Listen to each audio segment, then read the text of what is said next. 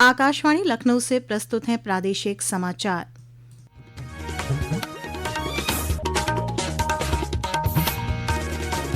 मुख्य समाचार।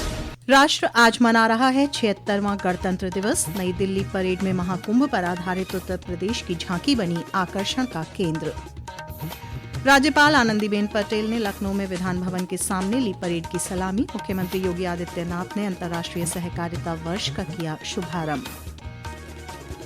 केंद्र सरकार ने प्रदेश के 8 लोगों समेत 139 विभूतियों को पद्म पुरस्कार देने की घोषणा की। साध्वी ऋतंभरा और राम बहादुर राय को पद्म भूषण से जाएगा नवाजा। महाकुंभ में 1.25 करोड़ से ज्यादा श्रद्धालुओं ने आज संगम में लगाई आस्था की डुबकी। मौनी अमावस्या पर राज्य सड़क परिवहन निगम चलाएगा 1000 अतिरिक्त बसें। और केंद्र ने सरकारी कर्मचारियों के लिए एकीकृत पेंशन योजना को किया अधिसूचित।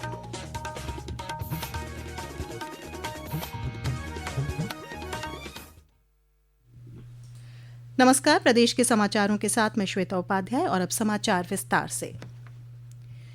राष्ट्र आज 76वां गणतंत्र दिवस मना रहा है। इस अवसर पर नई दिल्ली में कर्तव्य पथ पर राष्ट्रपति द्रौपदी मुर्मू ने ध्वजारोहण किया।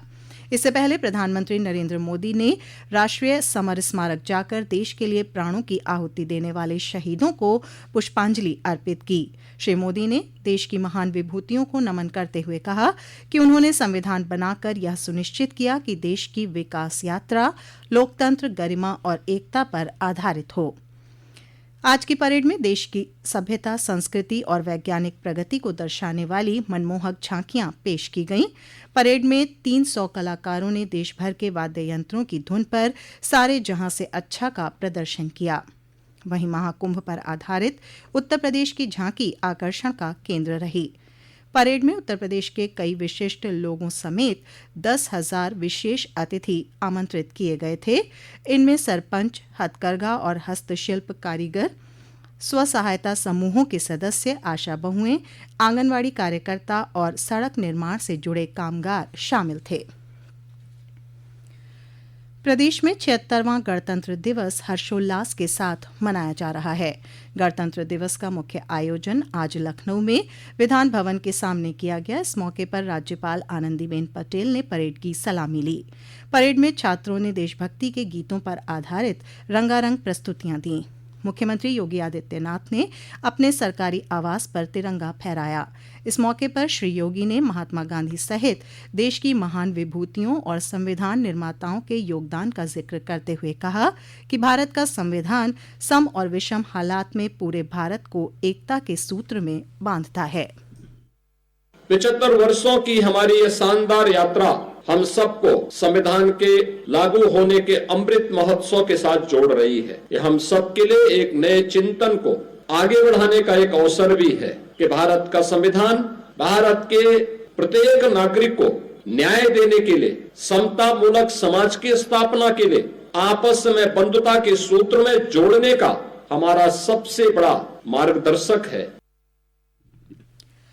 बाद में श्री योगी ने रन फॉर कोऑपरेशन मैराथन का झंडी दिखाकर अंतर्राष्ट्रीय सहकारिता वर्ष का शुभारंभ भी किया। मैराथन में बड़ी संख्या में युवाओं ने प्रतिभाग किया। उत्तर प्रदेश अंतर्राष्ट्रीय सहकारिता वर्ष की शुरुआत करने वाला देश का पहला राज्य है। इस अवसर पर अपने संबोधन में श्री योगी ने कहा कि आत्मनिर्भर भारत बनाने के लिए सहकारिता को जीवन का हिस्सा बनाना जरूरी है। सहकारिता सहकार का ही एक परिवर्तित रूप है। सहकारिता का सबसे उत्कृष्टतम रूप देखना हो तो इस सदी का महाकुंभ प्रयागराज उसका एक उत्कृष्टतम स्वरूप है। सब कुछ ऑटो मोड पर चल रहा है, एक दूसरे की सहभागिता के साथ चल रहा है। भारत के जीन्स का हिस्सा है सहकारिता, और एक स्वावलंबी भारत का निर्माण करना है तो सहकारिता को अपने जीवन का हिस्सा हमें बनाना पड़ेगा। इसी क्रम में मुख्यमंत्री ने सुल्तानपुर में 5,000 और कौशाम्बी जिले में 15,000 मीट्रिक टन क्षमता के गोदामों का शुभारंभ वर्चुअल माध्यम से किया। राज्य के सभी शहरी और ग्रामीण इलाकों में भी गणतंत्र दिवस की धूम है। लखनऊ, उन्नाव, कानपुर, बदायूं, श्रावस्ती, आगरा, मेरठ, बाराबंकी, अयोध्या, कौशाम्बी, अलीगढ़, आजमगढ़ सहित सभी जिलों में शिक्षण संस्थानों, व्यावसायिक प्रतिष्ठानों और स्वैच्छिक संस्थाओं ने झंडारोहण के साथ साथ विभिन्न सांस्कृतिक कार्यक्रमों के आयोजन किए। वहीं प्रयागराज में महाकुंभ मेला क्षेत्र में बने सांस्कृतिक पंडालों में देशभक्ति से सराबोर प्रस्तुतियां दी गईं। केंद्र सरकार ने देश की 139 विभूतियों को पद्म पुरस्कार देने की घोषणा की है। इनमें उत्तर प्रदेश की 8 विभूतियां भी शामिल हैं। साध्वी ऋतंभरा को सामाजिक कार्यों और राम बहादुर राय को साहित्य, शिक्षा और पत्रकारिता के क्षेत्र में उत्कृष्ट कार्य के लिए पद्म भूषण से नवाजा जाएगा। पद्मश्री पाने वालों में साइंस एवं टेक्नोलॉजी के लिए आशुतोष शर्मा, साहित्य और शिक्षा के लिए विधानसभा के पूर्व अध्यक्ष हृदय नारायण दीक्षित, गणेश्वर शास्त्री द्रविड़ और सैयद एनुल हसन, जबकि पब्लिक अफेयर्स के लिए मरणोपरांत श्री नारायण भुलई भाई, खेल के क्षेत्र में उल्लेखनीय योगदान के लिए सत्यपाल सिंह, कला के लिए श्याम बिहारी अग्रवाल और चिकित्सा के क्षेत्र में विशेष योगदान के लिए सोनिया नित्यानंद का नाम शामिल है।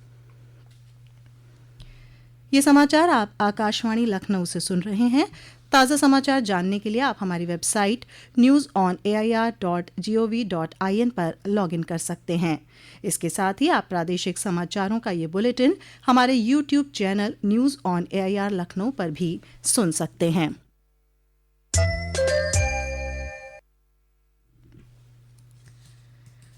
संगम नगरी प्रयागराज महाकुंभ में आज शाम 6 बजे तक 1.25 करोड़ से ज्यादा श्रद्धालुओं ने त्रिवेणी में आस्था की डुबकी लगाई। वहीं श्रद्धालुओं के आने का सिलसिला जारी है। एक रिपोर्ट। त्रिवेणी संगम तट पर चल रहे महाकुंभ मेले में आज रविवार को पवित्र जल में डुबकी लगाने के लिए श्रद्धालुओं का जनसैलाब देखने को मिला। लगभग 12 किलोमीटर लंबे घाट पर देश के कोने कोने से आए श्रद्धालु पूरे दिन आस्था की डुबकी लगाते रहे। मेला प्रशासन द्वारा दी गई जानकारी के मुताबिक आज 1 करोड़ से अधिक श्रद्धालुओं में आस्था की डुबकी लगाई। आज गणतंत्र दिवस के अवसर पर संपूर्ण मेला क्षेत्र में यह पर्व धूमधाम से मनाया गया। इस मौके पर शिविरों में सांस्कृतिक कार्यक्रम और शहीद परिवारों को सम्मानित भी किया गया। महाकुंभ मेले में चल रहे 3 दिवसीय ड्रोन महोत्सव के समापन अवसर पर आज यह देशभक्ति पे आधारित रहा। वहीं सांस्कृतिक पंडालों में देश के कोने कोने से आए कलाकारों द्वारा दी जा रही प्रस्तुतियों से दर्शक मंत्र मुग्ध होते रहे। प्रवीण मिश्र, आकाशवाणी समाचार, महाकुंभ नगर प्रयागराज। महाकुंभ में राजनीतिक दलों के नेताओं के आने का भी क्रम जारी है। समाजवादी पार्टी के राष्ट्रीय अध्यक्ष और राज्य के पूर्व मुख्यमंत्री अखिलेश यादव ने भी आज कार्यकर्ताओं के साथ त्रिवेणी संगम में आस्था की डुबकी लगाई। इस अवसर पर मीडिया से बातचीत करते हुए श्री यादव ने सौहार्द और सहनशीलता की कामना की।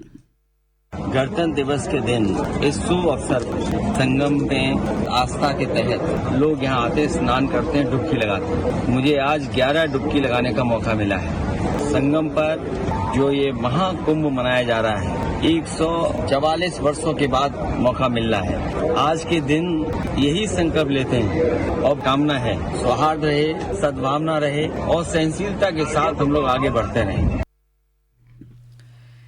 इस बीच राज्य सड़क परिवहन निगम महाकुंभ में मौनी अमावस्या पर्व के दौरान 1000 अतिरिक्त बसें चलाएगा। परिवहन मंत्री दयाशंकर सिंह ने लखनऊ में 29 जनवरी और 3 फरवरी को पड़ने वाले महत्वपूर्ण स्नान के क्रम में परिवहन निगम की तैयारियों की समीक्षा के बाद यह जानकारी दी। उन्होंने बताया कि मौनी अमावस्या के दौरान 7000 बसों के संचालन की योजना परिवहन निगम ने पहले से ही बना रखी है। इस अवसर पर बड़ी संख्या में श्रद्धालुओं के आने के मद्देनजर मुख्यमंत्री के निर्देश पर 1000 अतिरिक्त बसें चलाने का निर्णय लिया गया है। केंद्र ने एकीकृत पेंशन योजना यूपीएस के कार्यान्वयन को आधिकारिक तौर पर अधिसूचित कर दिया है। अधिसूचना में कहा गया है कि यूनिफाइड पेंशन स्कीम उन केंद्रीय कर्मचारियों पर लागू होगी जो राष्ट्रीय पेंशन प्रणाली के तहत आते हैं और एनपीएस में इस विकल्प को चुनते हैं। केंद्र सरकार के मौजूदा और भविष्य में सेवा में आने वाले कर्मचारी या तो राष्ट्रीय पेंशन प्रणाली के तहत यूपीएस विकल्प चुन सकते हैं या राष्ट्रीय पेंशन प्रणाली विकल्प के बिना एनपीएस जारी रख सकते हैं। अंत में मुख्य समाचार एक बार फिर। राष्ट्र आज मना रहा है 76वां गणतंत्र दिवस। नई दिल्ली परेड में महाकुंभ पर आधारित उत्तर प्रदेश की झांकी बनी आकर्षण का केंद्र।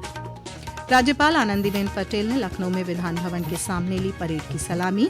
मुख्यमंत्री योगी आदित्यनाथ ने अंतर्राष्ट्रीय सहकारिता वर्ष का किया शुभारंभ। केंद्र सरकार ने प्रदेश के 8 लोगों समेत 139 विभूतियों को पद्म पुरस्कार देने की घोषणा की। साध्वी रितंभरा और राम बहादुर राय को पद्म भूषण से जाएगा नवाजा। महाकुंभ में 1.25 करोड़ से ज्यादा श्रद्धालुओं ने आज संगम में लगाई आस्था की डुबकी। मौनी अमावस्या पर राज्य सड़क परिवहन निगम चलाएगा 1000 अतिरिक्त बसें। और केंद्र ने सरकारी कर्मचारियों के लिए एकीकृत पेंशन योजना को किया अधिसूचित। इसी के साथ प्रादेशिक समाचारों का ये बुलेटिन समाप्त होता है। अगला बुलेटिन रात 8 बजे FM पर प्रसारित किया जाएगा।